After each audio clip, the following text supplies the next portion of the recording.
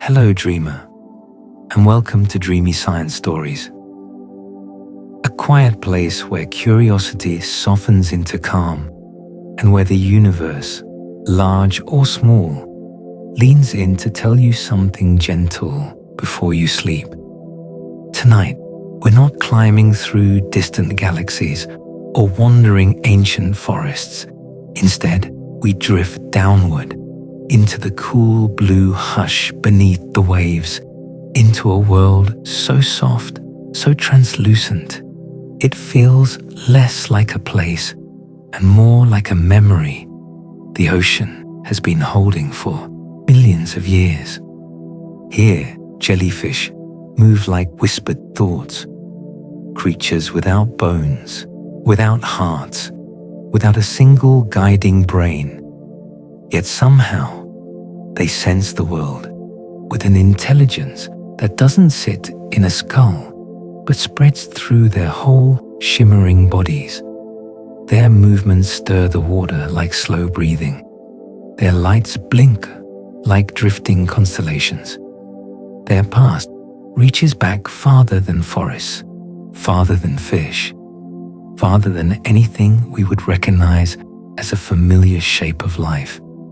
As we float among them tonight, you'll hear of minds that exist without neurons, bodies that can fold time and begin again. And being so old, the Earth was almost unrecognizable when their ancestors first arrived. You'll see the ocean as a quiet cosmos of its own, a place where gravity is felt through tiny grains of living sand, and where a single pulse of a jellyfish might ripple the sea in ways we are only beginning to understand. But for now, all you need to do is let your breath slow, let your shoulders soften, and allow the dark water to hold you the way it has held these drifting creatures for 500 million years. And if this quiet journey brings you peace, or gently warms your curiosity, feel free to like, share, or leave a soft little comment below. It helps our small corner of dreamy science stories reach others who might also need a calm voice and a drifting place to rest. Now, let's begin. Let's follow the whisper of the ocean into the translucent world of jellyfish. The ocean grows quieter as we drift deeper, as if sound itself was softening to make room for something older, something more subtle, something that does not need a voice to be understood. And here, where the water blurs into pale blue shadow, the jellyfish begins to reveal its strange, unscented way of knowing, an intelligence so different from our own that it almost feels like a kind of dreaming, a mind without a place to sit, a thought without a thinker. Although it has no brain, no command center, no architecture of neurons to anchor a sense of self, the jellyfish does not move blindly. Scattered around the bell are tiny structures called ropalia, little sensory knots that seem to hum with quiet purpose. Each one feels light, feels current, feels gravity, tastes chemicals drifting through the water. Each one listens, each one decides, and together they form something like a floating consciousness, a drifting mind made of water and light.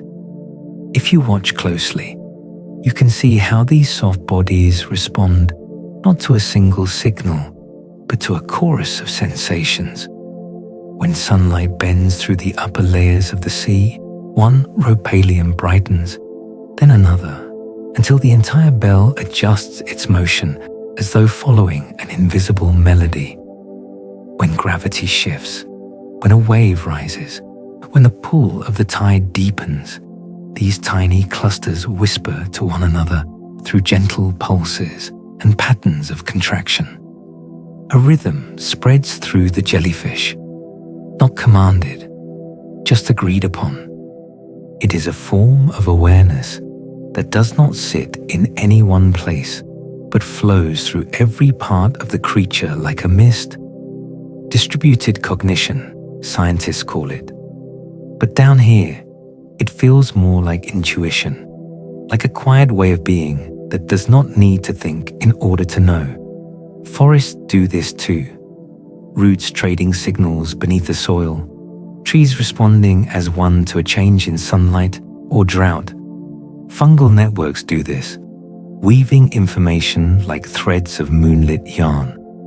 The jellyfish, floating alone yet guided by many small minds, is part of that same ancient pattern. Imagine a thought forming not in the sharp spark of a neuron, but as a ripple moving outward through a pool of still water.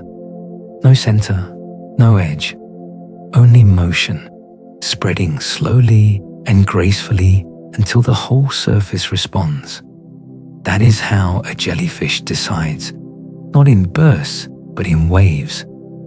And as you drift beside it, you may sense how liberating that is.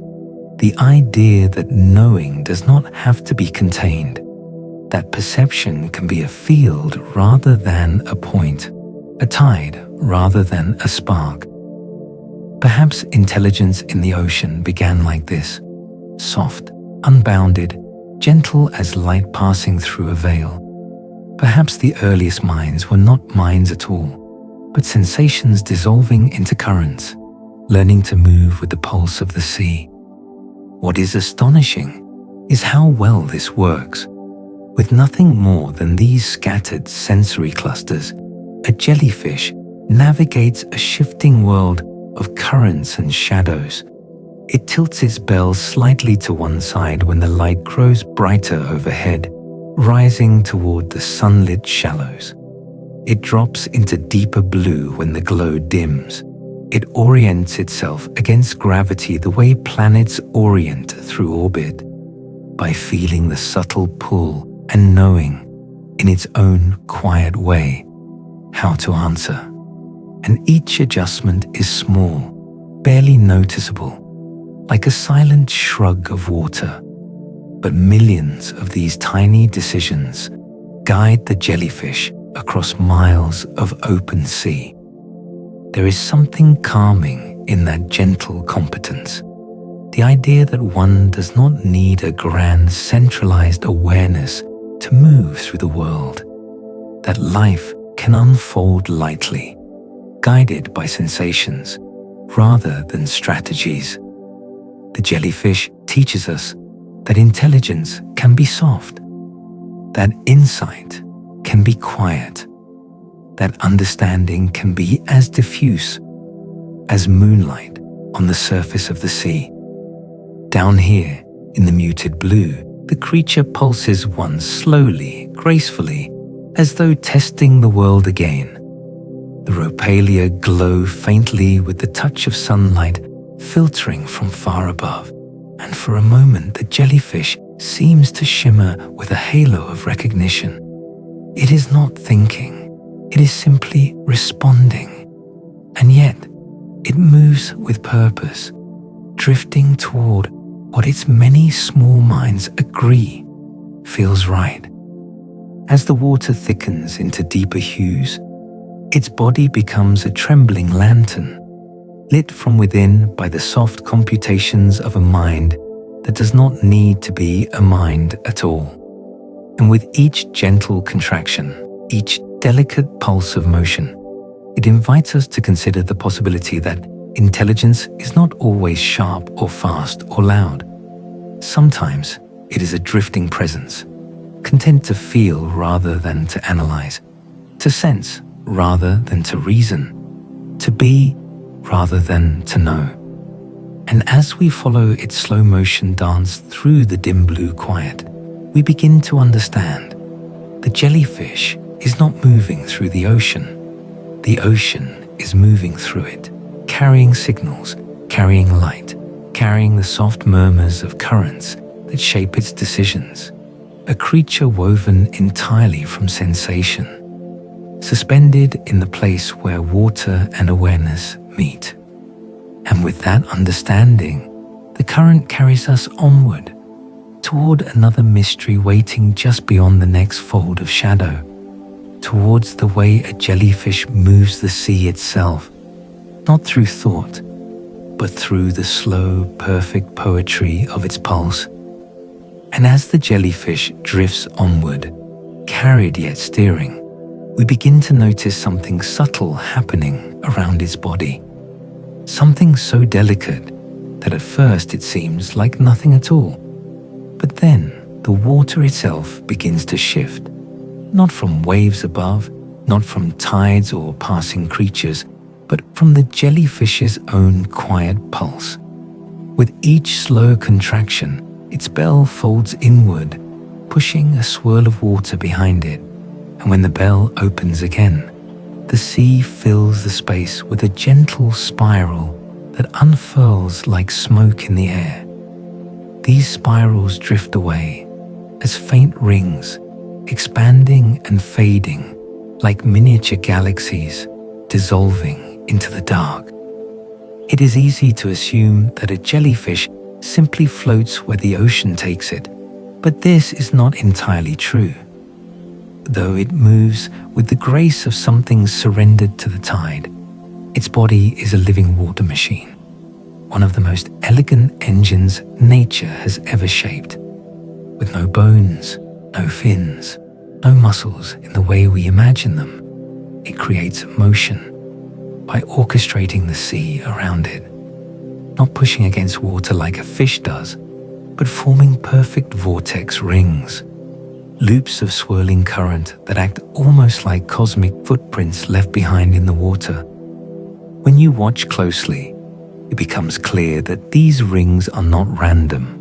They burst softly from the jellyfish's underside with each pulse, spinning outward with a balance so precise that even submarines struggle to recreate it. Scientists who study fluid dynamics say that the jellyfish moves with nearly ideal efficiency. In all the known kingdom of large animals, nothing uses energy more sparingly to travel. It drifts not because it must, but because it has mastered the art of moving through water with almost no effort at all. Imagine a creature whose every motion creates a new world of swirling patterns, each ring a breath exhaled into the sea. And imagine those rings stretching behind it like soft spirals, fading slowly into the distance, the way stars fade at the edge of a nebula. The jellyfish travels through these dissolving galaxies of its own making, gliding through a trail of ghostly currents that vanish moments after they appear. It is like watching time erase itself as soon as it is written. And yet, despite their fragility, these vortex rings give the jellyfish surprising command over its surroundings. By adjusting the strength and timing of its pulse, it can rise toward the dimming sunlight above or sink into deeper blue. It can slip sideways through cross currents or dart away from a shadow drifting too near. The movement is never hurried, never abrupt, just a gentle, fluid conversation with the ocean, a negotiation of motion conducted entirely through softness. Perhaps what is most remarkable is how the jellyfish does all this without thinking, without planning, without a brain to choreograph its dance. The rings arise naturally from the shape of its body and the slow rhythm of its pulse. It is as though the creature breathes in two directions at once, inward to gather the water that fills its bell, and outward to send a swirl of motion into the world. Each breath leaves behind a signature, a faint map of currents that tell the story of where it has been. There is something comforting in this, something almost human in the way small motions can ripple outward into something larger. Just as a quiet choice can shift the direction of a life, a jellyfish's soft contraction can reshape the very water around it. It reminds us that not all influence comes from force. Some comes from harmony, finding the exact way the world wants to move, and then moving with it. Down here, in the stillness, the jellyfish's pulse becomes almost hypnotic. Contraction, expansion, a circle forming, then drifting away, a soft push forward, then release. And in the gentle glow of filtered light, the creature resembles a lantern carried by currents it both controls and surrenders to. A paradox made of water, a being so delicate it can be torn by a fingertip, yet so expertly crafted by evolution that it navigates the deep with the effortless certainty of planets moving through space. Each time its bell folds, the surrounding water spins into motion with astonishing precision. Engineers have watched these patterns carefully, hoping to learn how to build quieter, gentler underwater vehicles. But machines struggle to imitate what a jellyfish does without effort. They can replicate force, but not softness. They can generate motion, but not grace. The jellyfish teaches us that efficiency is not about power. It is about understanding the shape of the world you move through, sensing the hidden texture of currents, letting the environment carry part of your journey. It is about learning when to push and when to drift, when to make a ring of movement and when to let that ring dissolve. And as we travel alongside this gentle being, watching the shimmering spirals fade into shadow behind it, we begin to feel the quiet elegance of its propulsion. Motion born from tenderness, energy born from a whisper rather than a command. The sea responds to the jellyfish not because it is strong, but because it is perfectly shaped to belong here. Ahead of us, the water grows darker, deeper, tinged with the color of ancient memory. The jellyfish continues to pulse softly, each movement a reminder of how life once began, slow, translucent, unhurried. And in this drifting world, we sense the next story waiting to rise from the depths. The tale of a lineage older than forests, older than fish, older than light itself as we know it. And as the last of those fading vortex rings dissolves into shadow, the water around us feels older, thicker somehow, like we are drifting not just through the ocean, but through the memory of the ocean. Down here, time stretches differently. Layers of light thin out, and the blue settles into a deeper, quieter glow, a color that feels ancient even before we know why. And somewhere in this soft darkness, the jellyfish becomes not just a creature, but a reminder that life began its long, unbroken story long before the world grew forests, or mountains, or wings. The jellyfish has been here for over 500 million years. That number is easy to say, but if you let it settle, it becomes something immense, something almost inconceivable. When the first trees had not yet risen from the soil, when the continents were bare, when the air held no birdsong, when the oceans had no fish with jaws, the early jellyfish were already drifting through the water with bells that glowed beneath volcanic skies. Their bodies have floated through 5 mass extinctions. They have survived the great dying of the Permian, the upheavals that swallowed entire ecosystems, the slow reshaping of continents and currents. Imagine a world where the only complex shapes belong to soft, translucent beings. Before bones, before shells, before eyes evolved into their current intricate forms, the ocean shimmered, with jellyfish drifting like living embryos of a future planet.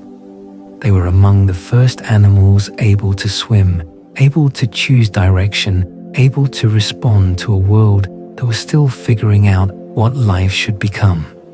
Each pulse of their ancient bells shaped a journey that eventually led to the explosion of diversity we know today.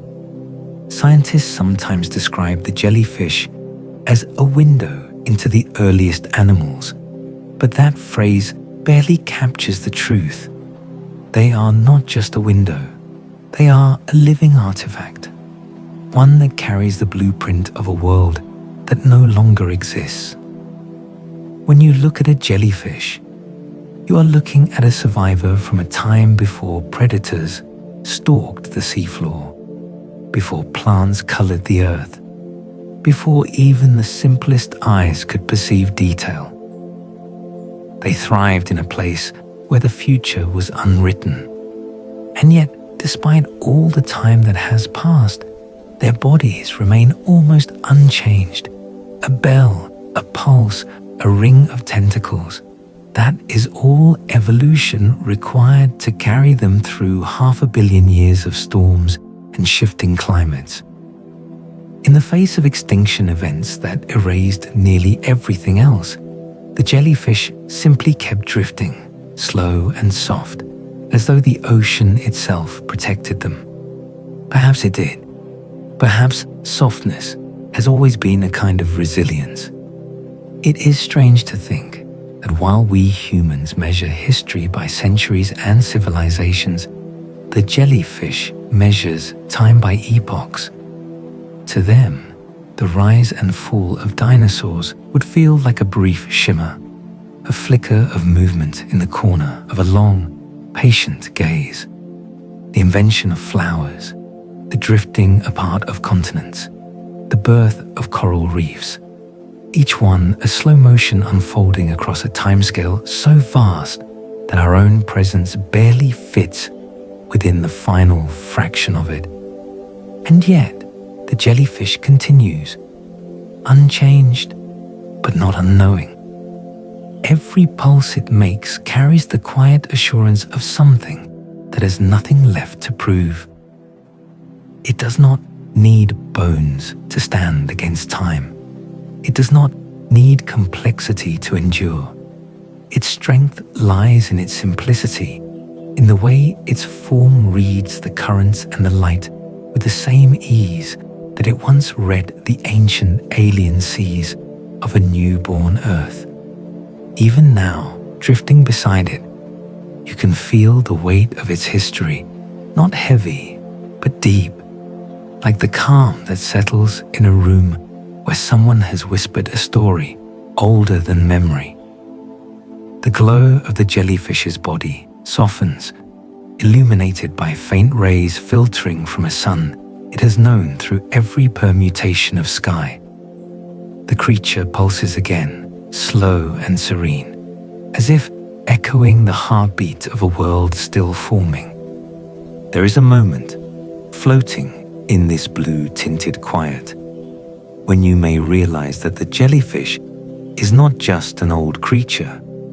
It is a creature from a different world entirely, a world that predates ours, a world that shaped the foundations of what life could be, and its presence here with us feels almost like a message that endurance does not require force, that survival can be gentle, that there is wisdom in softness. As we follow its drifting form deeper, the currents shift with a kind of reverence, as if drawing us into the next chapter of this ancient lineage's story. And here, where time feels like water folding over itself, the ocean begins to whisper another truth, one not just of age, but of possibility, a truth about bodies that remember, bodies that can reshape themselves, bodies that can turn time into a circle rather than a line. And as we drift through this corridor of ancient memory, the water around us grows still, as if pausing to honor the next secret the jellyfish carries, a secret not about time long past, but about time folding, curling back upon itself, making loops where other creatures know only lines. For the jellyfish is not merely old, it is fluid with time in a way almost nothing else alive can claim to be. Its body does something extraordinary, something that bends the rules we often take for granted. It remembers how to begin again. If a jellyfish is torn, if a fragment of its soft bell drifts free, that fragment can reshape itself into a whole new body, a new being that carries the possibility of continuing where the first one paused.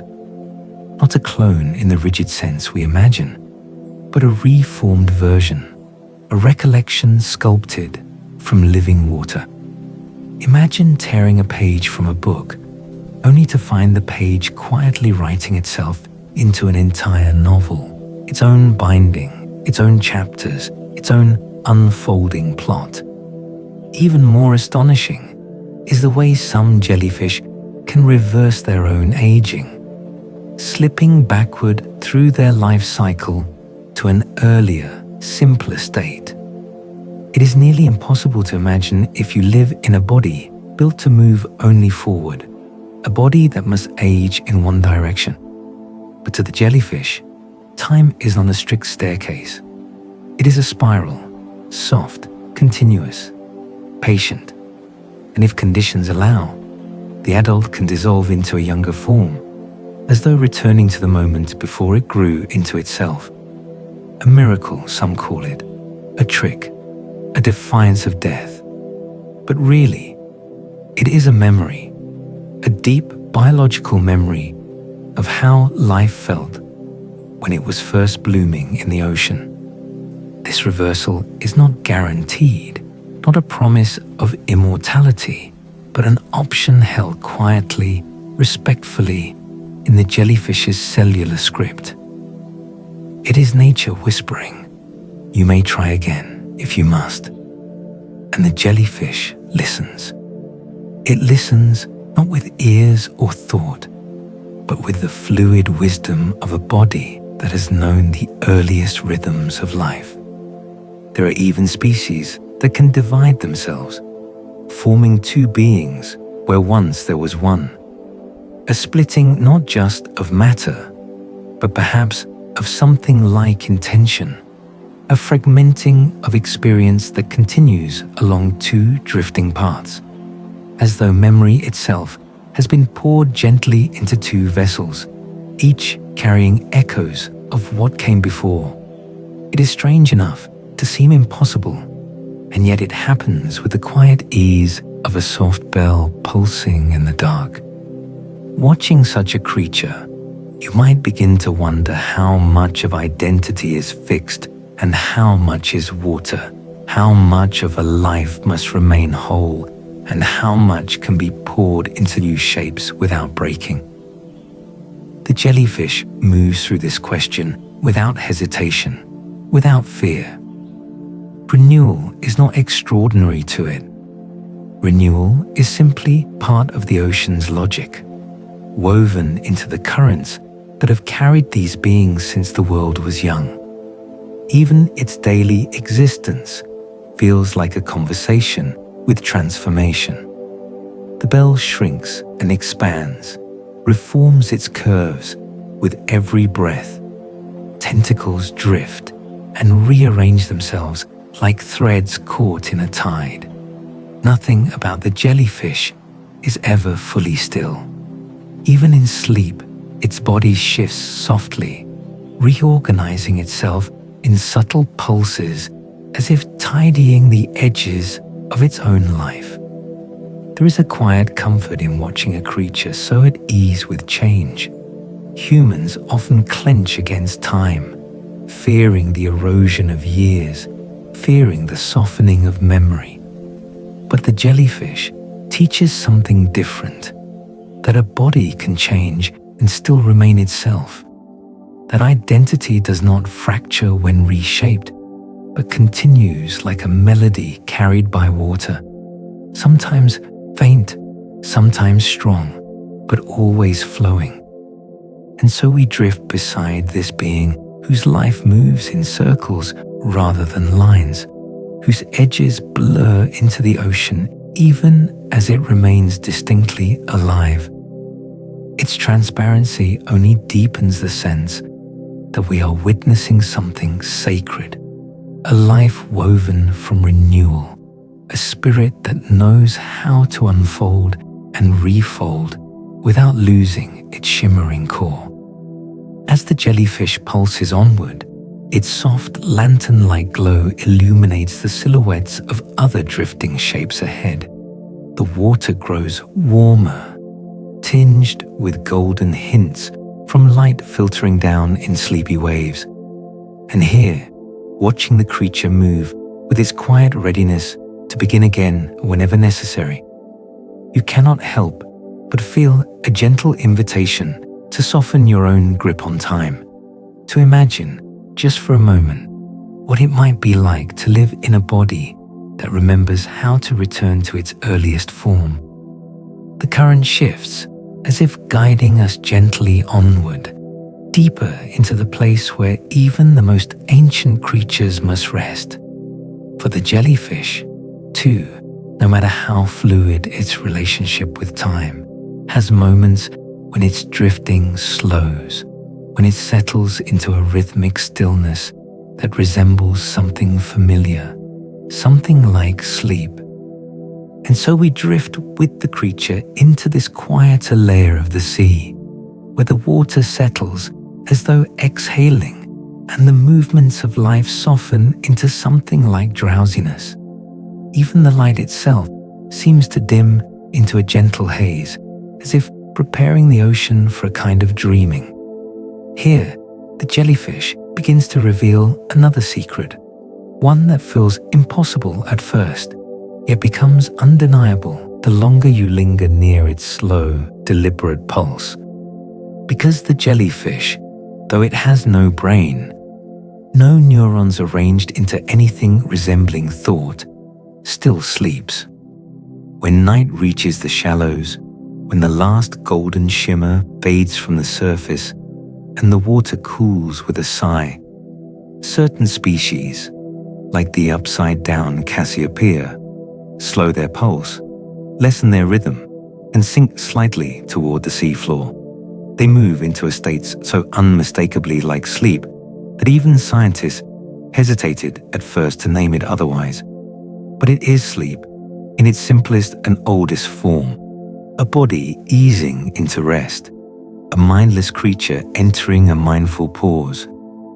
Their tentacles drift more freely, their bells contract with a slower pattern, almost as though the jellyfish is breathing through a dream. If disturbed, a wave, a touch, a change in light, the creature stirs, responding sluggishly, as if roused from a deep and heavy quiet. And when the disturbance fades, it sinks again, returning to that soft, suspended stillness. What is remarkable is not simply that the jellyfish sleeps, but what that sleep means. It tells us that rest, not consciousness, not thought, not problem solving, is one of the oldest rhythms of life. Sleep may have begun long before brains existed, long before creatures formed centralized systems to tell the body when to wake or when to drift.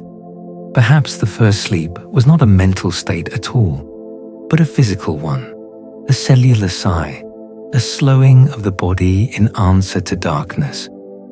Cassiopeia shows this in the gentlest way. Its upside-down posture, bell resting on the sand, tentacles reaching upward like a soft underwater garden, makes its nightly descent even more serene. It becomes a living flower folding itself into evening. Each pulse becomes slower, deeper, more spaced apart, like a drumbeat winding down, and the water around it mirrors that stillness, settling into a cradle of dim light and drifting particles. Scientists once believed sleep required a brain, a network, a center. But the jellyfish shows otherwise. It suggests that rest is not an invention of complex thought, but a necessity woven into the earliest architecture of life.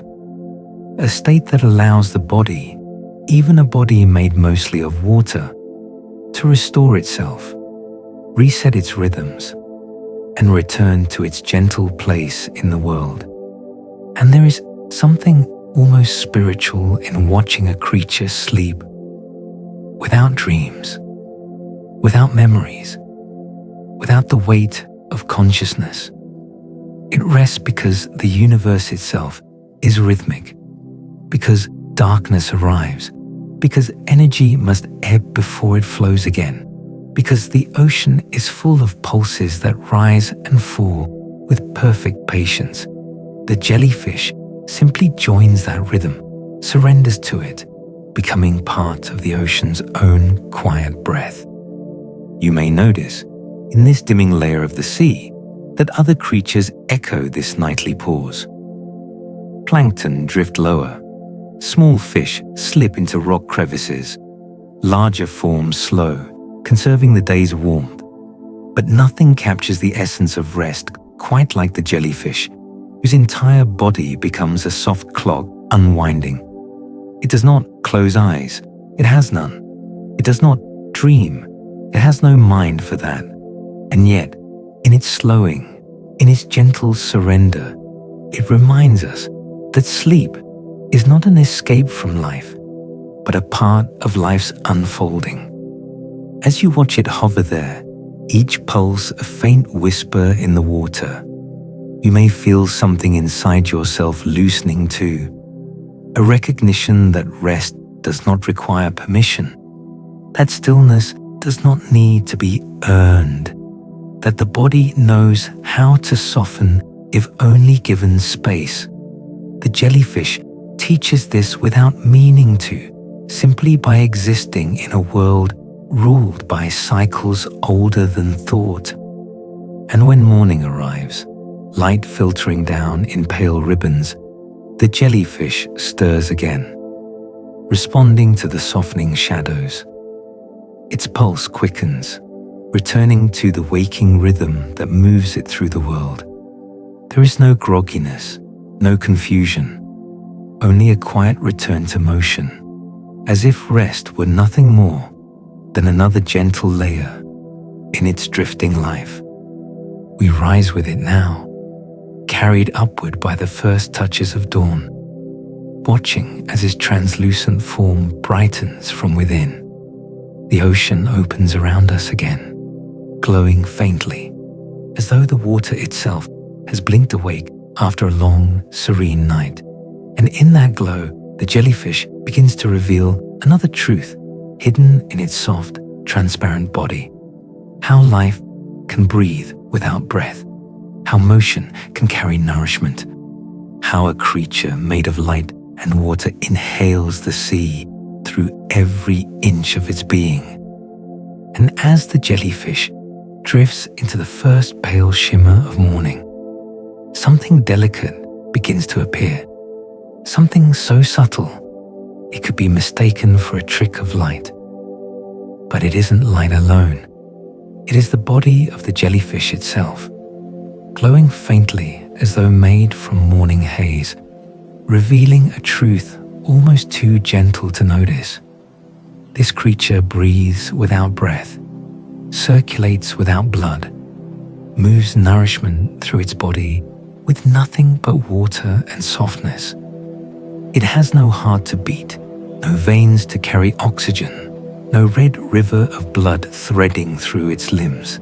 Instead, everything the jellyfish needs flows freely across every surface of its body, dissolving into it, becoming part of it as naturally as mist settling on a window. Oxygen drifts through its thin glass-like tissues by simple diffusion, an invisible exchange of molecules that requires no pumping, no pressure, no machinery. The entire creature is a permeable lantern, receiving life from the water that surrounds it. You can see it now in the early light. The jellyfish's bell quivers softly, its edges rippling like silk touched by a slow breeze. That gentle contraction is all it requires to move the water through itself. Not a heartbeat, just a pulse. Not a lung, just a rhythm.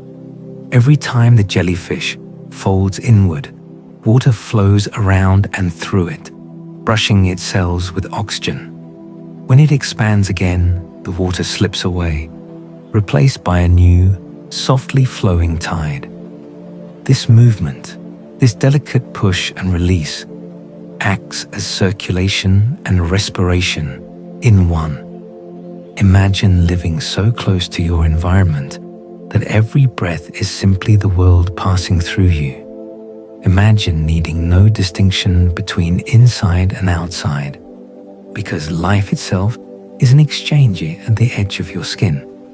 For the jellyfish, this is not a metaphor.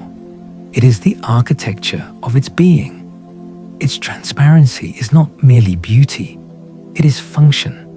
Light filters through it like through a drop of dew, and as that light passes, you can almost see the soft dance of molecules that sustain it.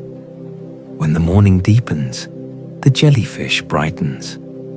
It does not generate this glow, it borrows it.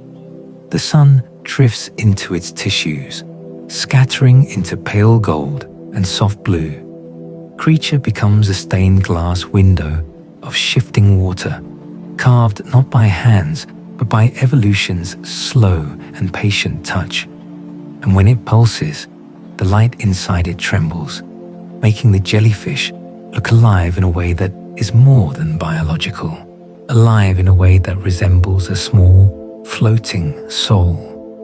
Its body is so thin in places that a human fingernail is thicker. And yet, this fragility is precisely what makes the jellyfish work. Oxygen does not need to travel far. Nutrients disperse gently, evenly. Waste drifts out with the same ease that nourishment drifts in. It is a life built around simplicity, but the simplicity is exquisite, the kind that suggests perfection refined over hundreds of millions of years. You might imagine such a creature as weak, but the truth is the opposite. A jellyfish can survive in conditions too low in oxygen for fish, too warm for corals, too murky for delicate reef life. Its minimalism is its strength. When you are mostly water, the world cannot easily harm you. When you rely on the ocean for your breath, you are carried by its rhythms rather than fighting them. And when light enters its body, it becomes not just illumination, but a part of the jellyfish's quiet presence. Some species shimmer faintly, scattering sunlight into soft halos that move with them. Others refract light so precisely that they vanish into the water, visible only by the shadows they disturb. But in all of them, transparency is a language, a way of telling the ocean, I am here, but I belong to you. As we drift beside this floating lantern, its pulse steady and slow, you may feel a kind of calm rise through your own breath, something mirroring its rhythm. The jellyfish does not hurry. It does not strain. It takes in the world effortlessly, releasing it without resistance. There is a lesson in that ease, in the way it glides through existence, without drawing borders between itself and the water that sustains it. And then, as it moves, you begin to see something else emerging from the translucency, an outline barely there, a shape that seems to shimmer in and out of visibility depending on how the light bends.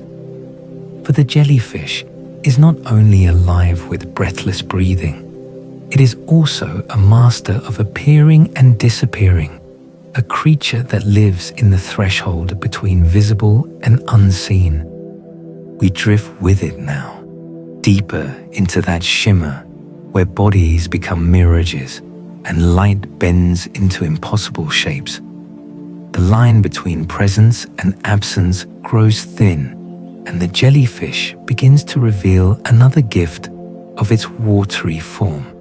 How it can be here one moment and gone the next, not by fleeing, but simply by becoming the water around it.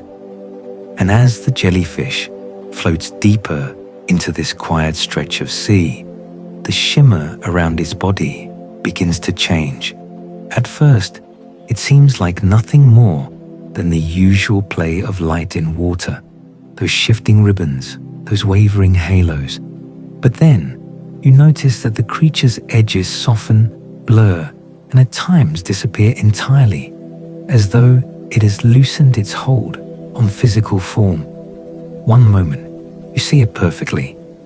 The next, it becomes nothing more than a gentle distortion passing through the water, a ghost drifting in and out of existence. Its transparency is not simply the absence of color. It is an art, a mastery of vanishing that has been sculpted over 500 million years. The jellyfish's tissues refract light in a way that makes them nearly indistinguishable from the water they inhabit. To predators, to prey, to wandering eyes like ours, it becomes a living mirage, a ripple without a body. Only the slightest flicker, a curved shadow, a brief gleam of sunlight bending the wrong way, betrays its presence. When a small fish brushes against one of its tentacles, for an instant, a faint glow spreads across the jellyfish's body, a soft, phantom flash, like moonlight striking glass. This is not light coming from within. It is light responding to contact, scattering in thin, trembling lines. For a heartbeat, the creature is outlined, illuminated, revealed. Then the glow dissolves, and it fades again into the sea's translucent blue. Some species take this a step further. Their bodies bend and split like the way a glass prism does, breaking it into faint colors that ripple across their bells like whispers of a hidden rainbow. As they move, their edges refract and distort the world behind them, creating illusions, bodies where no bodies exist, flickers of motion where nothing moves. Their very presence becomes a shifting lens, sculpting the water into ways that defy our usual sense of shape. Imagine standing in a room of mirrors, where each reflection is soft and uncertain, where the borders between real and imagined blur. The jellyfish lives within that blur perpetually.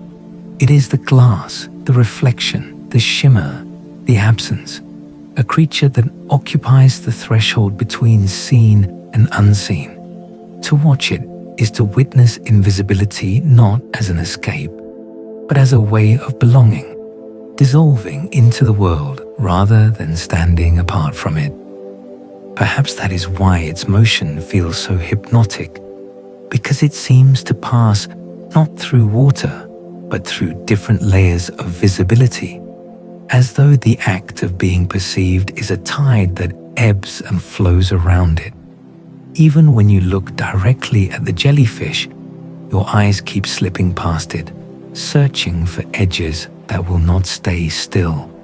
It is a lesson in impermanence, a reminder that presence does not have to be sharp or definite to be real. Some things exist softly. This disappearing act is more than beauty. It is survival. In the open ocean, where predators move swiftly and shadows strike without warning, blending into the water is a shield more powerful than armor. The jellyfish's frailty becomes its strength. What cannot be grasped cannot be hunted, what cannot be seen cannot easily be caught. And so the jellyfish endures, not by force, but by subtlety, not by confrontation, but by evanescence. Occasionally, when the angle of the sun is just right, its tentacles catch the light and bend it into thin, shimmering lines that fan outward like transparent petals. These echoes of form flicker for a second, then dissolve. It is like watching the ghost of a flower bloom underwater, or like seeing the memory of a star reflected on a shifting tide. Drifting beside it, you may begin to feel the quiet philosophy of such existence, that disappearance can be gentle, not alarming, that to become part of one's surroundings is a form of peace. The jellyfish does not fight to be seen. It does not claim space. It glides, it fades, it reappears, it softens, a rhythm of being and unbeing that feels strangely calming, like a breath drawn in the dark. And as we drift through this delicate dance of translucency and shadow, another glow begins to rise from the depths. Not a reflection this time, but a light born from within. A soft pulse of bioluminescence flashes in the distance, then another, like underwater fireflies blinking awake. The water grows speckled with tiny green and blue sparks, gathering around a shape that seems almost familiar. For some jellyfish do not merely bend the light that touches them. They carry their own light, weaving it through their tissues in gentle waves. And among them is a species whose glow changed the course of human science, whose tiny lantern-like body illuminated secrets hidden inside living cells.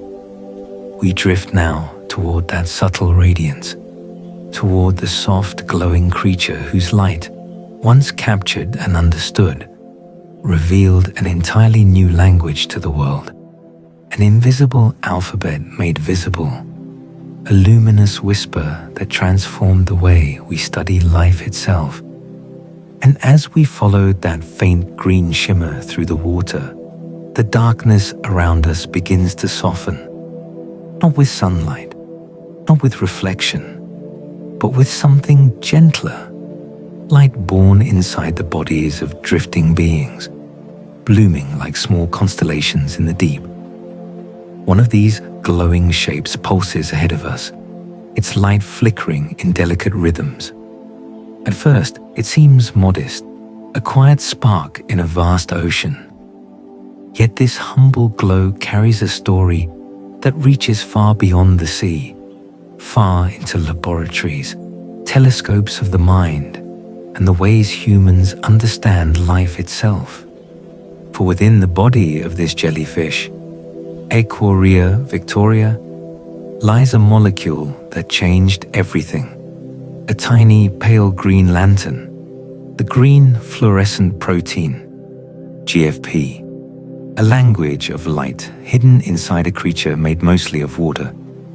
Scientists first noticed this shimmering glow decades ago, drifting like a faint halo around the jellyfish's bell whenever it contracted. It was mysterious, beautiful, almost shy in its appearance.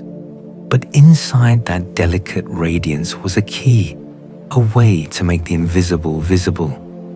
When scientists finally isolated GFP, they discovered that it could be placed into the cells of other living organisms, causing those cells to glow gently under certain light. Suddenly, the hidden machinery of life could be watched in real time.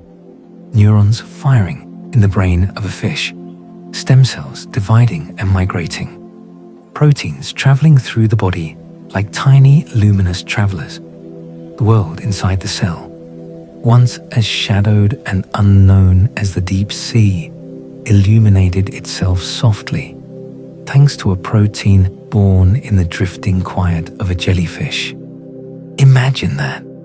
the thoughts of a mouse glowing green as they move across the brain, a developing embryo lighting up from within like a lantern filled with secrets, entire maps of life written in gentle fluorescence, made readable by a creature that never sought attention, never knew the magnitude of the gift it carried, a jellyfish pulsing under the moonlight, unaware that its glow would someday help humans cure diseases, understand memories, even trace the pathways of emotions.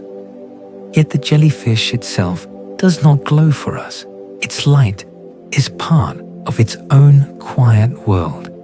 It uses luminescence to communicate, to draw in prey, or simply to shimmer softly in the currents where sunlight cannot reach. In the deep, where darkness rules, light becomes not brightness, but presence, a way of saying, I am here, without making a sound, a way of touching the world without disturbing it. Watch closely and you will see how the glow moves inside the jellyfish, not like a bulb, but like a breath of color. It spreads, fades, returns. Sometimes it pulses in waves, as if the sea itself were sighing. Other times it flickers, like small stars caught in drifting gel. The glow never hurries. It trusts the darkness to hold it. There is something profoundly gentle in that trust. We often think of light as something that must conquer darkness, carve through it, overpower it. But the jellyfish shows a softer truth, that light can inhabit darkness without breaking it. That brightness can be a whisper instead of a shout. That illumination can be kind. As it drifts, its glow reflects faintly onto the surrounding water, tinting the currents with a wash of green. This shimmer blends with the jellyfish's transparency, making it appear as though the creature is made not of tissue, but of light held together by intention.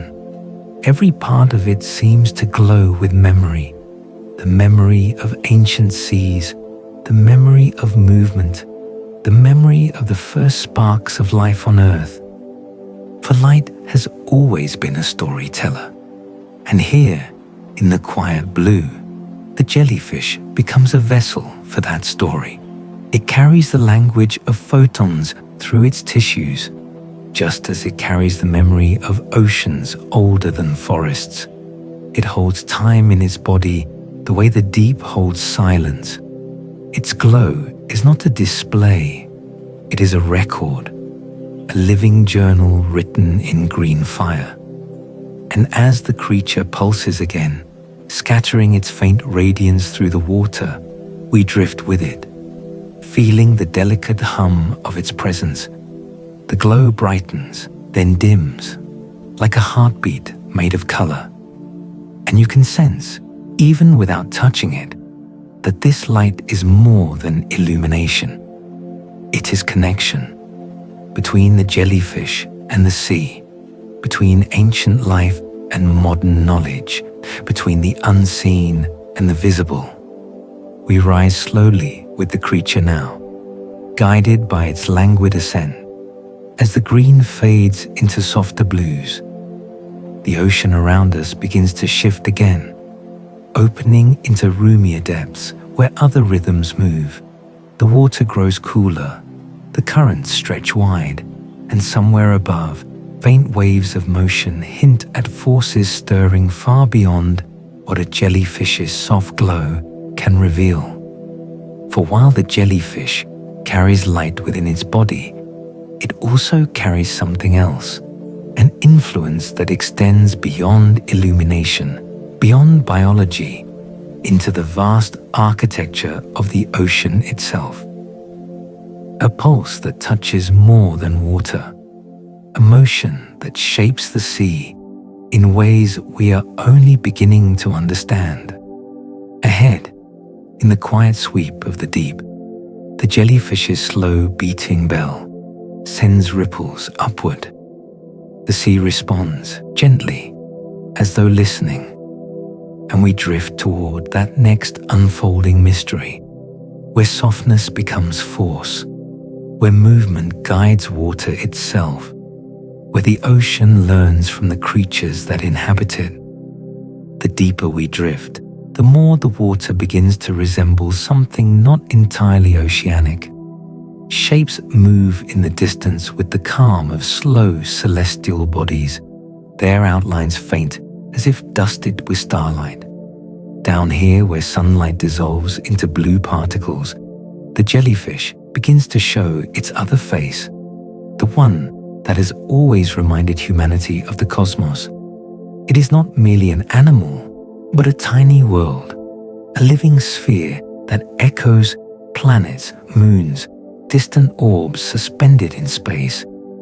Some of them are perfectly round, floating like translucent globes, soft spheres with no tentacles trailing behind them, their bodies held in a symmetry so complete it feels impossible that nature shaped them without tools.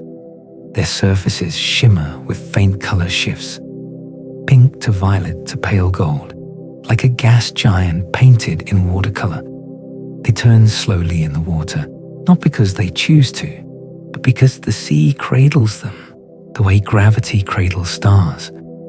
Others resemble rainbowed comb jellies, their cilia catching light and splitting it into tiny spectral waves. As they drift, bands of color ripple down their bodies like auroras sliding across a polar night. These creatures seem less like inhabitants of an ocean and more like luminous phenomena, nebulae that have chosen to take shape for a moment before dissolving back into the universe. The deeper we go, the more the distinction between sea and cosmos blurs. The water darkens into something like interstellar shadow. The bioluminescent flecks drifting around us pulse like young stars, and the jellyfish becomes a galaxy unto itself. Its bell expands like a spiral arm opening, its tentacles spread in slow arcs as though drawing the faint geometry of constellations. Perhaps this resemblance is accidental, or perhaps all worlds mirror one another in ways we rarely notice. The jellyfish carries the shape of faraway planets, not because it imitates them, but because both are born from the same quiet laws: the balance of pressure, the curvature of form, the gentle tug between expansion and collapse. A planet forms when gas gathers and shapes itself around gravity.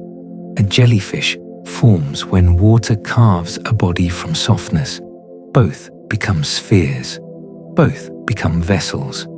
Both drift through vastness, one through space, the other through the sea. When the jellyfish turns, its thin membranes catch what little light remains, glowing faintly like a moon brushed with clouds. In its transparency there is depth, a sense that the creature contains not emptiness, but endless room, as though the ocean has carved a hollow star and left it drifting in slow rotation. For a moment, if you let your eyes soften, you might forget that we are underwater at all. The silence feels too large, the darkness too full of drifting lights. It is easy to imagine that we are moving between galaxies, each jellyfish a portable universe, each pulse a small gravitational event shaping the currents around it. And just when the thought settles, the jellyfish pulses again, and that motion, so gentle, so rhythmic, reveals another cosmic truth hidden in its body. Because the way a jellyfish moves is not unlike an orbit, not straight, not hurried, but circular, spiraling, guided not by intention, but by interaction with the forces around it. As it contracts, the water curls beneath it, forming a ring that spreads outward like a dissolving halo. The ring expands the same way a planet leaves behind a faint trail of dust as it loops through space. The jellyfish rises slightly, then drifts sideways, following a curved path shaped not only by its pulse, but by the invisible architecture of the water. Motion becomes orbit. Pulse becomes gravity. The sea becomes a quiet cosmos, where each creature finds its path not by pushing, but by listening. Its trajectory is never linear. It arcs and loops, responding to currents the way celestial bodies respond to the subtle warping of space-time. There is no hurry in this navigation, only a soft circling, a patient alignment with the environment. The vortex rings it leaves behind shimmer like fading star trails, expanding until they disappear into the water as though absorbed by time. And as we watch these orbits unfold, something inside us aligns with their rhythm. Our thoughts slow, our breaths settle. We feel the gentle truth that nothing in nature moves in straight lines, not galaxies, not tides, not lives. Everything curves, everything spirals, everything drifts according to forces both felt and unseen. And swirling through this underwater cosmos, the jellyfish begins to show us another face of its celestial nature. Not just its shape, not just its orbit-like motion, but its relationship with light and darkness. Because down here, where the sun fades and shadow becomes the primary substance of the sea, the jellyfish becomes a star. Not a blazing one, but a soft, living star whose light is woven gently into the fabric of darkness. And in this dim expanse where the world becomes mostly shadow, the jellyfish does something quietly astonishing. It learns to glow in the darkness without breaking it. Its bioluminescence is never a burst, never a flare meant to dominate the night. Instead, it blooms gently from within, a slow unfolding, like a lantern being lit in a dream. The light begins at the center of the bell, small, hesitant, before rippling outward in soft waves. Blue first, then green, then a faint trace of violet that melts back into the void. Each pulse of light seems to follow the rhythm of its movement, as though the creature is breathing brightness into the water. And yet, this glow is not only for beauty. Down here, where every shimmer can mean life or danger, the jellyfish uses its light with care, weaving it into the patterns of the deep. In some species, the glow attracts tiny prey the way stars draw the eye at night. In others, it confuses predators, scattering their perception into drifting fragments. But most often, the light is simply present, an extension of the jellyfish's being, as natural as a heartbeat. It illuminates nothing beyond itself, offering only the softest reminder that even in darkness, life carries embers. The deeper we watch, the more the jellyfish resembles not a creature but a star forming silently in the ocean's long night. Around it, planktonic flecks drift like interstellar dust. Occasionally, one of these flecks will catch the jellyfish's glow and flash briefly before vanishing. It feels like watching meteors dissolve in slow motion, each one a quiet punctuation in the deep. This interplay of light and darkness creates a sense of infinite space, a world without edges, without a true up or down, where only the jellyfish's faint illumination holds any shape. Here, light does not conquer darkness.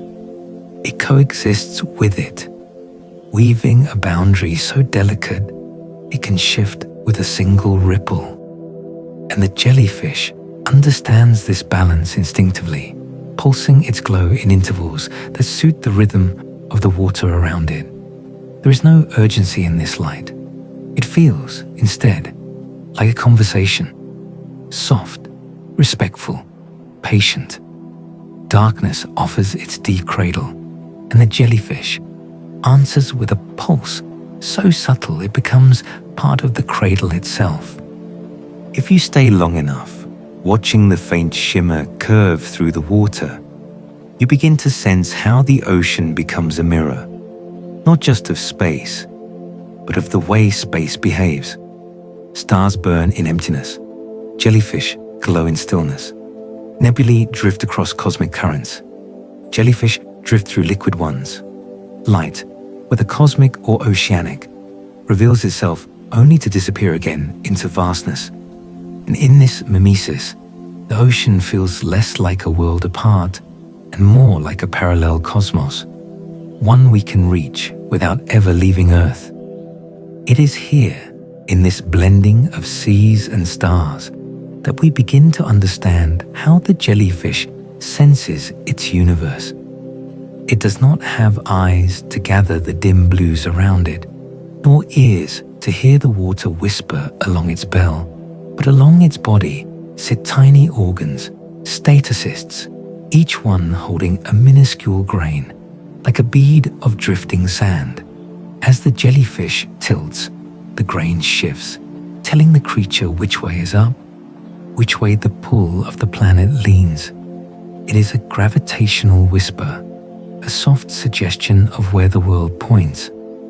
These grains move with a fluid grace, never colliding, never jarring, like planets tracing their orbits through space. As they settle or drift, the jellyfish reads them the way one reads starlight, lightly, intuitively, without force. It senses the Earth's pull not as a command, but as a gentle reminder.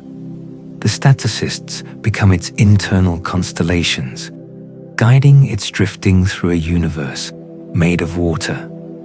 This method of sensing is so ancient, so simple, and yet so profound that it feels almost like magic.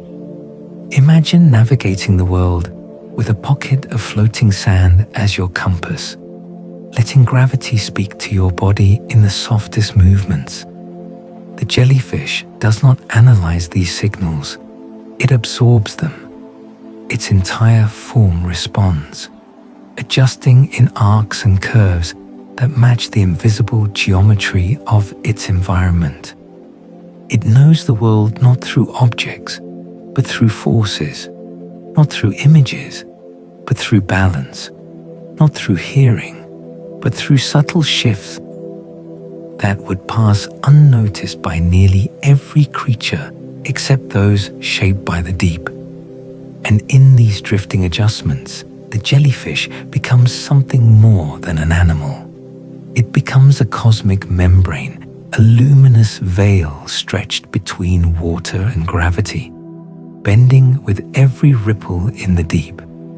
The ocean flows through it like wind through a nebula, shaping it with pressures too delicate to name. The jellyfish does not resist these forces. It receives them, allowing its body to become a map of the universe writ small. This is the nature of existence here, slow, circular, outside the urgency of surface time. Movement does not hurry, it unfolds. Growth does not race, it drifts. Even the glow of the jellyfish blooms and fades in unhurried cycles. Down here, time stretches the way light does in the deep, long and soft, bending at the edges. When the jellyfish pulses again, its movement feels like a clock without hands, marking time not by seconds, but by the rhythm of its own being. Each contraction is a moment. Each drift is an era. Its life cycle looping back on itself in ancient repeating patterns, resembles not a timeline, but an orbit, an endless return to origins shaped by forces older than memory. And as we follow it deeper, letting this slow time settle over us, the ocean grows even quieter, becoming vast in a way that feels almost holy. The jellyfish continues forward in its soft arc, its light dimming, then brightening, like a distant star breathing across 1,000 nights. And somewhere beyond that glow, the water hints at yet another truth waiting to unfold. A world where movement itself becomes a tide, where the ocean mirrors the cosmos so fully that the two become indistinguishable. And as we drift further into this slow-breathing cosmos beneath the waves, the jellyfish's glow begins to fade into shades of blue so delicate they could be mistaken for memory rather than light. Darkness thickens again, but not in a way that feels heavy. It feels expansive, as if the water has become a long corridor, leading us into the deeper mysteries of how a being so soft, so seemingly simple, can navigate a universe without any of the senses we consider essential. The jellyfish quiets now, not in rest, but in attention. Something shifts in his drifting posture, a subtle adjustment so small it feels like a whisper. And then we notice its orientation changes, tilting ever so slightly, aligning itself with the invisible downward pull of the planet. It has sensed some directional truth in the water, though nothing in this darkness suggests up or down. There is no horizon, no light gradient, no sound to tether the creature. Yet it knows. Inside its translucent bell, tiny grains within its statocysts settle like celestial dust in miniature orbits. Each grain drifts to a new position, responding to gravity with a precision far older than the human concept of physics. The jellyfish reads these movements, not as data or calculation, but as feeling. It knows the shape of the world by how the world touches it. If the ocean is a universe of fluid forces, then the jellyfish is an instrument perfectly tuned to its subtle shifts. Every tilt of its bell, every adjustment of a tentacle echoes the response of a planet, aligning itself with the gravity of a star. The statocysts are not simply organs. They are constellations inside the body of a creature that carries its own soft cosmos. In a sense, the jellyfish perceives the universe the way galaxies do, not through sight or sound, but through the quiet tug of forces that shape everything. The grains inside it drift the way moons drift in orbit, held not by walls, but by the curves of invisible fields. And the jellyfish listens to these drifts the way a tree listens to the wind, subtly, instinctually, without ever needing to understand. The more we watch, the more astonishing this becomes. The jellyfish's entire body responds to gravity by behaving as though it is part liquid, part sky. It does not resist the downward pull, it flows with it. It does not fight the upward lift of buoyancy, it allows it, and between these forces, it finds its path, slow, effortless, guided by a sensitivity so refined it feels almost cosmic. A slight darkening overhead tells the jellyfish something has shifted.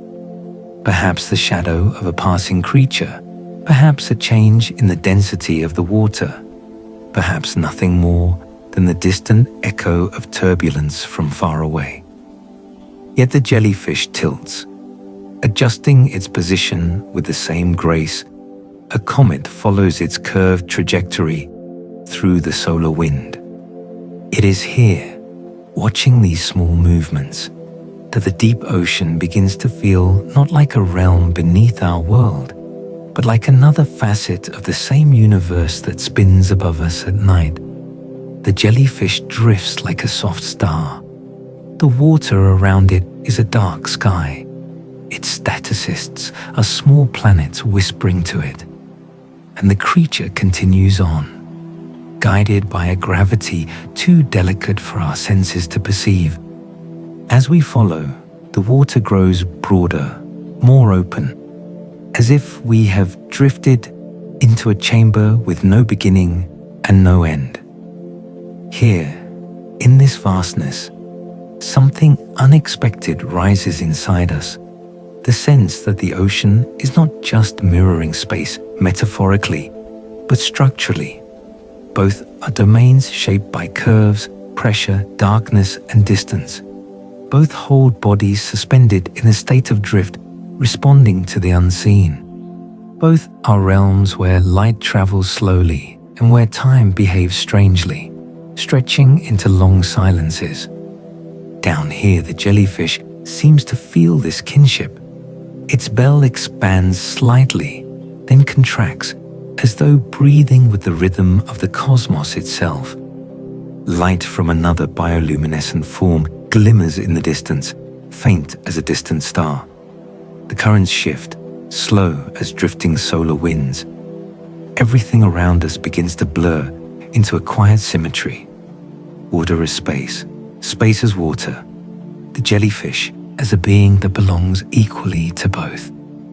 Its transparency now seems less like camouflage and more like a reminder that form can be porous, that existence can be fluid, that identity can be a membrane stretched gently between worlds. The jellyfish is a cosmic veil, thin enough for light to pass through, soft enough to bend with every force it encounters, strong enough to endure for eons. And in this suspended space, time loosens.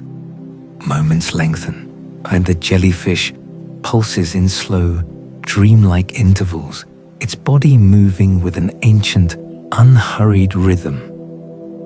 It does not measure its life in seconds or hours, but in cycles, soft returns, gentle repetitions, spirals of being that curve the way galaxies curve through the night. Its life is not a straight path, but a loop, turning back on itself with the ease of a star completing its orbit. We drift with it now, feeling this slow time seep into us. The boundaries between past and present soften. Movement feels circular, almost meditative. Even the water seems to breathe around us in long, cosmic intervals. And somewhere ahead, the ocean begins to offer another vision, one that brings these two worlds, space and sea, into perfect alignment.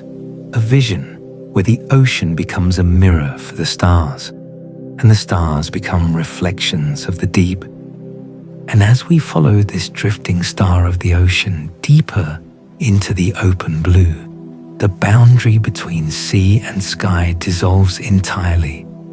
The water grows so wide, so gently featureless, that it begins to resemble the velvet backdrop of space itself. Here the jellyfish glides as though suspended in a quiet constellation of its own making. The softness of its form, bending the currents the way gravitational wells bend the paths of wandering moons. Up above, though above means little in this place, the last traces of surface light fade into indistinct silver wisps, as though the sky has lowered itself into the ocean to rest. Down below, the darkness deepens into something endless, a void with no horizon. And between these two planes of nothingness, the jellyfish moves with the same serene purpose as a planet tracing an orbit no eye has ever seen. It becomes clearer now how the ocean mirrors the vastness of space not merely in darkness, but in structure. Here, distances feel large even when they are small. Time stretches thin, sound dissolves, light scatters into soft particles that behave like distant starlight drifting through cosmic dust. The jellyfish's body, delicate and translucent, becomes a thin membrane between these worlds, a living reminder that the laws of nature do not belong to one environment alone. The creature pulses once more, and the ripple of its motion curves the water around it like the gentle warping of space-time. Its bell expands, luminous and slow, like a pale moon inhaling. Then it contracts, and the water flows around it in circular strokes that echo the spiraling trajectories of galaxies. It does not intend to imitate the cosmos. It simply follows the shape of forces that shape everything. You may feel, drifting beside it, that we are not moving through an ocean, but through a dream of the universe itself. The darkness here is not absence. It is canvas. The faint light scattered through it, tiny plankton, bioluminescent flecks, are not random. They are stars, scattered across a sea that has forgotten it is not sky, and the jellyfish, floating so lightly between these glimmers, feels like a messenger between realms, a reminder that life began in water long before it ever reached for the heavens. And in this suspension, where space and sea feel like mirrors held against one another, the jellyfish begins to reveal something even more profound. Not about its shape, not about its senses, not about its glow, but about the nature of time itself. For down here, time does not behave the way it does at the surface. It slows, stretches, softens. The movements of creatures unfold in long arcs. Growth happens quietly, patiently. Sound drifts with the unhurried gait of a memory crossing a dream. Even the jellyfish's pulse feels like a clock, working in a different universe, marking time not by seconds, but by cycles. Its life, too, follows loops rather than lines. Birth and transformation curve gently into one another. Youth returns to an earlier shape. Regeneration replaces aging. The jellyfish moves through existence the way celestial bodies move through orbits, always returning, always circling, always echoing earlier states. Time for this creature is not a march forward, but a spiral, folding inward, then outward, in gentle repetition. Perhaps that is why the ocean feels so calm in these depths. There is no sense of urgency because time itself is wide, patient. There is no ticking, no counting down, no linear insistence. Everything is allowed to unfold at the pace of drifting water. The jellyfish's slow pulse becomes a kind of mantra, a reminder that even in a universe ruled by change, some rhythms are circular and soothing. As the creature glides ahead, the water glows faintly with its bioluminescent traces, each flicker a tiny echo of the moment before. These glimmers fade slowly, dissolving like memories that soften but do not disappear. And for a moment, surrounded by these dissolving lights, you may feel that you too have slipped into this slower time, that your breath has lengthened, your thoughts unwound, your sense of movement eased into the drifting rhythm of the deep. Down here, the boundaries between moments stretch thin. Seconds become breathing spaces. Minutes dissolve into quiet arcs. The present flows into the past with the ease of a current turning around a rock. And the jellyfish continues forward, carrying its ancient cycles like a soft lantern, illuminating a path that is less a direction and more a continuity. Eventually, the creature pauses in its gentle ascent, or perhaps the water slows around it. It can be difficult to tell in this part of the ocean, where everything moves with the patience of drifting galaxies. The jellyfish hangs there, suspended between currents, its bell glowing faintly like a distant moon. The water around it holds still, as if listening. And in that stillness, we sense the architecture of this strange, liquid cosmos. A world where light is soft, where darkness is kind, where time blooms in spirals instead of lines. A world where a creature as delicate as a whisper can echo the shape of stars, the path of planets, the pulse of galaxies. The ocean becomes a mirror for the universe. The jellyfish becomes a mirror for both. It pulses again, and the water gives way.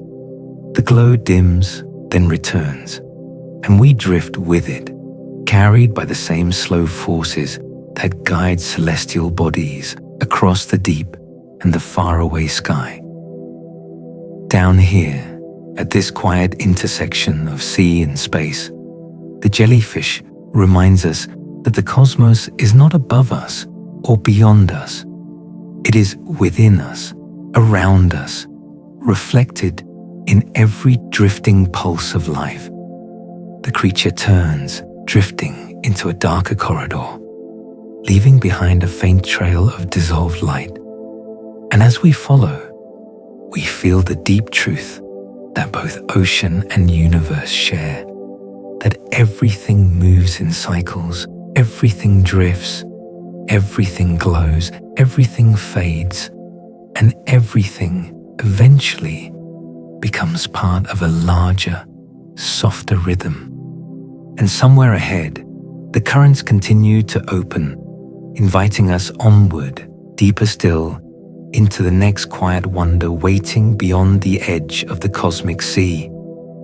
And as the last traces of cosmic light soften behind us, the sea begins to reclaim its earthly quiet, drawing us gently back toward a realm where drifting bodies are not only ancient or celestial, but quietly powerful, shaping the ocean with touches so subtle they often go unseen.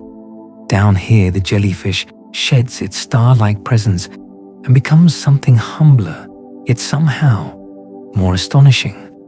One of the hidden hands of the sea, altering the living world not through force, but through accumulation, through cycles, through the slow architecture of tides. When jellyfish bloom in great numbers, those vast, shimmering congregations that rise and fall like underwater weather, they do more than decorate the water with soft bells and drifting threads.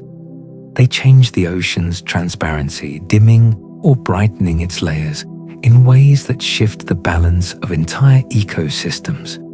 A dense bloom can darken the shallows, shading out algae that depend on the sun. A sparse bloom can clear the water, allowing light to pierce deeper. And each shift, each subtle alteration of light affects everything that breathes, feeds, and grows in the surrounding world. But light is not the only thing they shepherd. Jellyfish are quiet custodians of carbon, pulling microscopic life into their drifting bodies and returning much of it to the deep as they die. When a jellyfish falls, its soft form sinks like a petal cast into a well, carrying with it the carbon stored in its cells. Down it drifts, into depths where that carbon may remain for centuries. This simple act, life, death, sinking, helps regulate the planet's breath, removing carbon from the surface waters and tucking it away into the long, slow vault of the abyss. Imagine that, a creature without bones, without deliberate intention, playing a part in the Earth's climate with every rise and fall of its gentle pulse. Whole blooms can shift the carbon balance of a region, drawing microscopic drifting life downward, preparing new space in the upper layers for fresh growth. And when jellyfish are abundant, they sweep the water like soft nets, gathering what drifts, funneling it into cycles that ripple outward across the sea. There is something deeply calming in this hidden influence.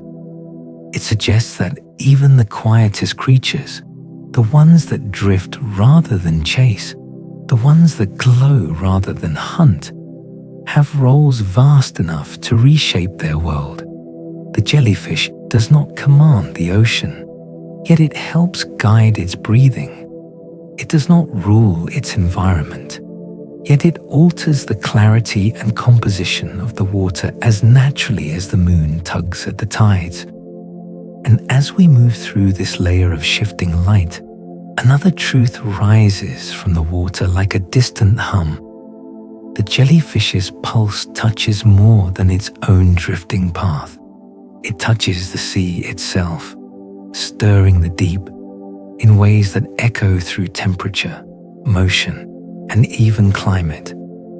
Large jellyfish, massive bells trembling through dark water, can move astonishing volumes of sea with every contraction. The deeper they live, the more profound this stirring becomes. In the quiet layers far below sunlight, where water can rest untouched for months or even years, a single giant jellyfish can lift cold, heavy water upward with its slow ascent. The warmth above mixes downward in response. Temperature shifts, nutrients stir, currents adjust their edges, and though small in scale when compared to storms or tides, these motions accumulate, weaving themselves into patterns that ripple across regions like a soft, living influence. Some oceanographers have begun to wonder whether jellyfish, in their countless drifting pulses, contribute to the mixing of deep waters with a significance we have yet to measure. The idea feels almost poetic, a sea whose climate is brushed into balance not only by winds and the moon, but by the beating of soft bells in the dark. The ocean as a body, the jellyfish as part of its subtle heartbeat, a living system guided, in part, by creatures made mostly of water and intentionless motion. As we drift alongside one of these giants now, its bell broad as a small planet, its tentacles trailing like threads of silver cloud, you can feel the water shift with each contraction, not dramatically, not forcefully, but with a confidence that suggests the sea has always known how to interpret such movement. Its upward pull is gentle yet persuasive, like a sigh rising from great depth. It reminds you that the ocean is not static. It is continuously arranged and rearranged by the lives it holds. Below us, smaller creatures respond to this mixing, drifting into newly warmed layers or sinking into cooler ones. Plankton follow the changing light. Tiny crustaceans rise or fall with shifting temperatures. Even fish adjust their feeding patterns, seeking currents refreshed by the jellyfish's soft stirring. In this way, the jellyfish becomes not merely a creature within the water column, but an architect of it, shaping the invisible layers that define where life thrives. We move deeper still, into regions where these layers fold upon one another like soft sheets, creating pockets of abundance or stillness. Here, jellyfish sculpt the architecture of the sea. Their feeding sweeps can create thin zones devoid of microscopic life, dead spaces where drifting organisms have been gathered into their bodies. Yet their presence can also create nurseries, pockets of shelter where plankton hide among their harmless tentacles, basking in the shade created by their bells, the water column becomes a mosaic of shifting conditions, each one shaped by the motion, hunger, and drifting choices of jellyfish passing through. It is a strange kind of engineering, one built without plans, without blueprints, without intention. The jellyfish shapes its world simply by existing. And through that existence, the ocean reorganizes itself again and again, responding to the creatures that move within it, as though responding to breath. Above us, thin beams of light weave through the shifting layers, illuminating schools of small fish moving in and out of the jellyfish's domain. They feed on the plankton the jellyfish gather. They hide from predators in the soft blur of tentacles. They follow the faint glow of bioluminescent bells, mistaking them for signs of food or safety. Even the tiniest drifting organisms rely on jellyfish, feeding on their waste, sheltering in their shade, navigating by their movements. The ocean is not a collection of separate lives. It is a network, fluid, breathing, continuous. And the jellyfish, with all its softness, is one of its central threads.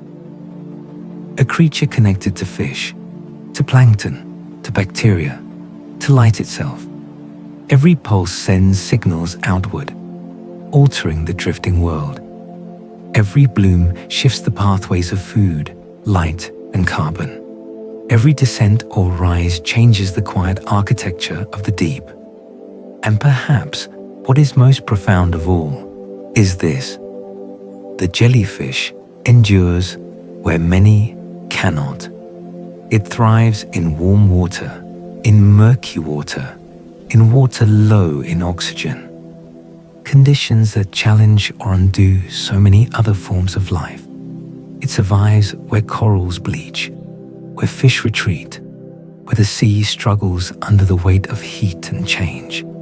It persists in places rubbed raw by human influence. Its resilience is not stubbornness. It is simplicity perfected across ages. A body that does not need much to live. A rhythm that does not break easily. A lineage that has passed through catastrophe after catastrophe and continue to drift. We rise with the creature now, sensing the quiet strength beneath its gentleness, the way its softness conceals an ancient endurance. Its translucent bell catches the changing light, trembling with the weight of epochs it has survived. And as it pulses, unhurried, toward a brighter layer of sea, the thought unfolds softly. Resilience does not have to be hard. Sometimes it is flexible, transparent, yielding. Sometimes it is a soft body, learning to move with the world as it changes. And the jellyfish, continuing its slow ascent, becomes a symbol of that truth, an emblem of what it means to persist through ages by drifting, sensing, and simply being. A creature shaped not by dominance, but by harmony with the deep. And as we follow its slow, unbroken rise, the layers of the sea around us begin to shift in tone. Light gathers in pale ribbons, drifting downward through the water like strands of silk. The jellyfish's bell brightens with each passing meter, catching the shimmer and scattering it across its edges in trembling arcs. It feels as though we have entered a place where the sea itself breathes more quickly, where life teems with movement too small for the human eye to catch unless you soften your gaze and let the world come into focus gradually. Here, the water is woven with threads of drifting plankton, tiny, shimmering particles that pulse in and out of existence as shafts of light strike them. They move in gentle tides of their own, rising during the night, sinking when the sun grows strong, forming the great vertical migration that sustains the ocean's living web. And the jellyfish, quiet and unassuming, becomes both shepherd and participant in this subtle dance. Each pulse of its bell creates a small vacuum behind it, drawing plankton into its wake, not aggressively, just enough to shift their distribution, clustering them into pockets where fish will later feed. In other moments, the jellyfish's shadow provides refuge, a soft zone of dimness where tiny organisms can hide from predators drawn to the brightness above. It feels almost intentional, though we know it is not. A gentle choreography guided not by thought, but by rhythm. We drift alongside a cluster of juveniles now, small, pale, bell-shaped forms that glow faintly in the shifting light. They swarm around a larger adult, using its body as shelter, as though the adult were a drifting island in a vast, unsteady sea. And indeed, many species use jellyfish in precisely this way. Young fish find refuge among their tentacles. Crabs cling to their bells like stowaways.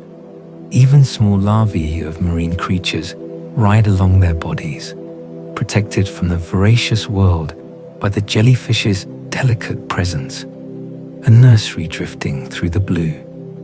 It is strange and beautiful to see how life assembles itself around softness.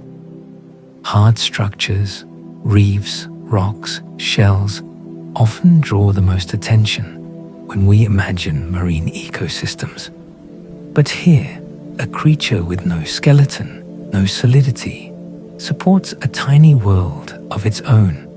It holds this world gently, without grasping, without claiming, simply allowing life to gather wherever the currents permit.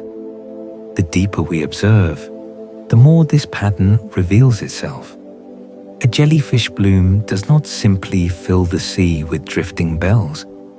It rearranges the water column into new shapes of opportunity and scarcity. Thin layers bustling with plankton, emptied pockets where nothing remains, corridors of dimness where creatures can slip unseen, and shimmering boundaries where predators circle, drawn by the concentration of life. These structures are neither permanent nor predictable. They come and go with moon cycles, temperature shifts, the quiet orchestration of currents.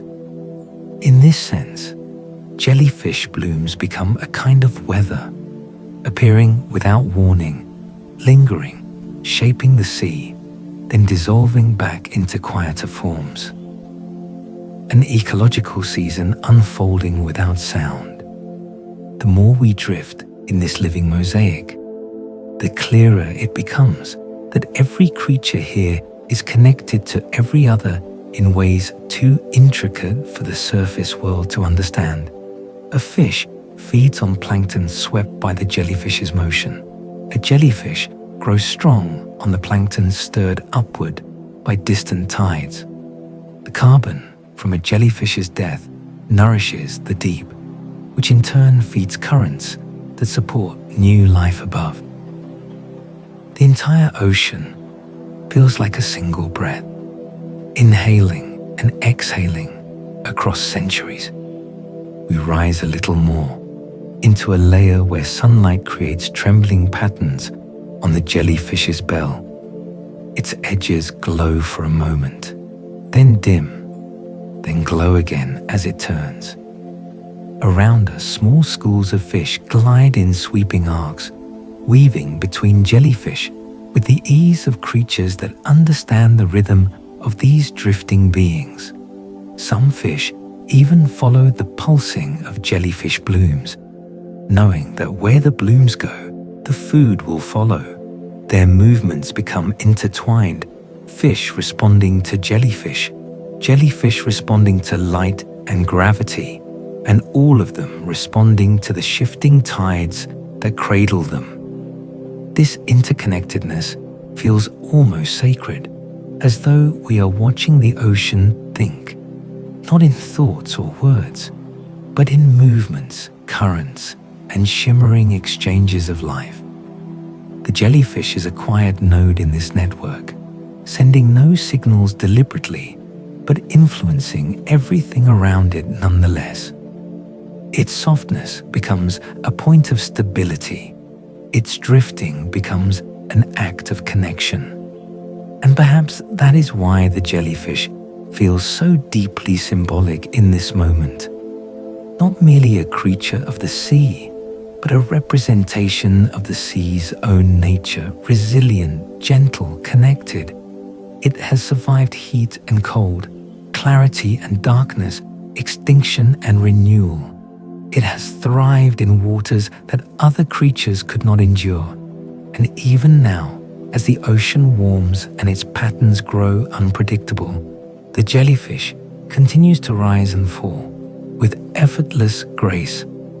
Its survival is not triumph through strength, but through adaptation, through simplicity, through acceptance of change. Where others resist, the jellyfish yields. Where others fight the shifting world, the jellyfish flows with it. This is resilience, not as defiance, but as harmony. A resilience that mirrors water itself. As we drift beside it, the creature's tentacles trail behind, like threads of living silk, shimmering in the softening light. It pulses again, slow and steady, rising into a brighter blue that feels almost like a boundary between worlds. You can sense the history of ages in its movement, the quiet endurance that carried it through eras of fire, ice, and upheaval. It continues rising as though nothing could ever stop its rhythm, an old, patient heartbeat of the sea. And in that rise, we feel something shift within ourselves as well, a recognition that gentleness is not fragility, that softness can endure through storms that break harder things, that life can persist beautifully by learning to move with the world rather than against it. The water ahead grows brighter still, gathering into a luminous haze that beckons us forward. Shapes begin to blur as the jellyfish ascends toward the sunlit layers above, where its ecological role becomes entwined with cycles we have yet to witness. Cycles shaped by light, temperature, and the ceaseless breathing of the planet. And as the jellyfish rises into this brightening layer of sea, the water loosens again into softer hues, pale greens and shimmering blues blending into a shifting tapestry of light. Here the sun reaches farther, and life reflects that generosity in every direction. Tiny plankton drift upward like floating dust motes. Schools of young fish shimmer through the beams in coordinated waves. Even the temperature feels gentler, as if this region of the ocean were a cradle suspended between deeper mystery and surface light. We drift beside the jellyfish as it enters this luminous zone, and something begins to unfold, an understanding of how this soft creature, so ancient and seemingly simple, is braided into the living fabric of everything around it. The ocean is a vast system of relationships, of quiet signals and subtle exchanges, and the jellyfish is both participant and messenger in that continuous conversation. Each motion of its bell lifts small particles, redistributing nutrients through the water column. Each drifting pause becomes a shelter for something small and vulnerable. Each pulse alters the microcurrents just enough to shift where plankton gather, where fish feed, where tiny larvae find a place to grow.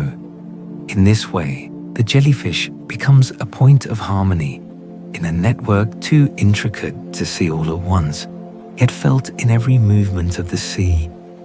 This is a world held together by soft creatures, by beings whose influence radiates outward, not through dominance, but through presence. The jellyfish touches plankton, fish, bacteria, and light. Light touches everything. And in the interplay between these elements, the ocean becomes more than water. It becomes an organism, breathing slowly through its countless inhabitants. We move through a drifting constellation of juvenile fish now, each massing and dissolving in shimmering arcs as they weave around the jellyfish's tentacles. They do not fear the creature. They know its touch is gentle.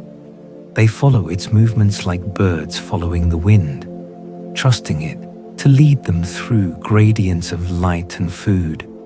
Their scales glint like droplets of molten silver, catching brief flashes of brightness as they cross the sunbeams filtering from above. And as we continue rising with them, the jellyfish becomes illuminated from within, its bell glowing softly with refracted light. It appears almost weightless, an image of delicate resilience shaped across eons. It has survived extinctions and upheavals, glaciations and warming periods. Its lineage threads through entire planetary transformation, emerging unchanged in essence, while the world redefined itself again and again. This resilience is not loud. It is not the power of armor or speed or strength. It is the endurance of something perfectly adapted to fluidity. Because it does not resist the world cannot break it. Water cannot crush something made of water. Heat cannot overwhelm something that needs so little oxygen. Pollution clouds the habitat of many creatures, but the jellyfish drifts on, drawing life from the haze others cannot tolerate. It is a paradox, fragile and invincible at once. Perhaps this is why jellyfish blooms often signal shifts in the ocean's balance. They expand in places where the water grows warm, where nutrients fluctuate, where other creatures withdraw. They are not invaders, they are inheritors, taking space where others can no longer thrive, filling ecological gaps the way soft moss fills the cracks in stone after years of rain. Their presence is not a warning alone. It is a clue, a marker of the ocean's changing breath. Rising into brighter waters, we see more of these drifting bodies scattered across the horizon, moving with a slowness so complete it seems to reshape time itself. Some pulse with faint bioluminescence, even in daylight, leaving behind barely visible halos that fade as quickly as they appear. Others hover still, absorbing warmth through their bells like small, translucent suns. Their forms are delicate, yet their presence feels enduring, as though nothing could erase them from the world they have inhabited for so long. And as we glide among them, a strange peace settles, a recognition of the ocean's patience, of its capacity to create and recreate life endlessly, even through loss. Jellyfish embody this truth. They have lived through cataclysms that swept away entire forests and reefs. They have watched the rise and fall of species more elaborate, more fiercely built, more ambitious in their reach. And through all of it, they continued their gentle drift, their quiet pulse, their soft, unbroken cycles. We drift a little longer, letting the sunlight ripple across our view, watching jellyfish turn slowly in the warmth, as though savoring the brightness. Their movements are not aimless, they are intuitive, guided by the ocean's subtle cues, light, current, gravity, temperature. The The sea speaks, and they answer without hesitation, without fear, without urgency. Their existence is a reminder that survival can be soft, that the world can be shaped by quiet motion just as much as by roaring force. Above us, the surface grows clearer, shimmering like a distant sky. The jellyfish ascends, and we follow with it, watching the water thin into brilliance. The sea around us breathes in wide, serene rhythms, holding the echoes of everything we have seen. Carbon sinking into the deep, temperatures shifting under giant pulses, plankton gathering in the shelter of translucent bells, small lives weaving around soft bodies, resilience blooming in the oldest of creatures. And as the jellyfish nears the boundary where ocean meets light, its bell brightens once more, a final shimmer in this journey through the ecology of quiet power. It pulses, gentle and unhurried, rising into the calm radiance above, carrying with it the ancient wisdom of softness, connection, and enduring presence. We linger for a moment in its wake, watching the water settle into perfect stillness. And in that stillness, the ocean feels whole, a living tapestry held together by threads so delicate one might miss them entirely. Yet without those threads, nothing would breathe the same. The jellyfish drifts onward, becoming a pale silhouette against sunlit blue, and the sea exhales around us, wide and peaceful, as though settling into a final lullaby. As our journey drifts toward its quiet end, the ocean softens around us, folding back into the gentle blue hush where it began. The light fades into slow-moving ribbons, and the jellyfish we followed, ancient, translucent, unhurried, begin to slip away into the deep like slow stars returning to the dark. Their bells pulse in widening intervals, each one dimmer, calmer, as though the sea itself were easing into sleep. The water grows still, the currents loosen their hands. Even the small sparks of life around us settle into a soft, drowsy shimmer. It feels as if the entire ocean has inhaled once, held the breath for a long, tender moment, and now exhales into peace. You may feel your own breath following that rhythm, slower, softer, drifting with the quiet pulse of the deep. The world narrows into cool blue silence, and the last glimmer of a distant jellyfish fades like a lantern dimming behind a curtain of water.